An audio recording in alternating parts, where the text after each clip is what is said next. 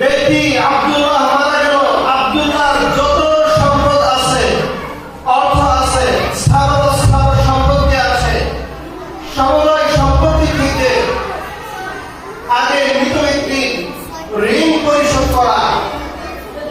এরপর যদি সম্ভব হয়, মৃত ব্যক্তি যদি কোনো ওসিয়ত করে যান, তাহলে তার মানে 1/3 থেকে তার ওসিয়ত পূরণ করা। যেহেতু আমি আপনার সন্তানকে, আপনার সন্তানকে প্রকৃত দ্বীনের স্বভাব কোনোভাবে শিখাইতে পারি নাই, যার প্রতীক পরে দেখা যায় বাবার ঋণ বড় ভাই পরিশোধ করবে না ছোট ভাই পরিশোধ করবে, ভাই পরিশোধ করবে না বোন পরিশোধ করবে, এটা নিয়ে আমাদের মধ্যে ঝগড়া ফাসাদ শুরু হয়ে যায়।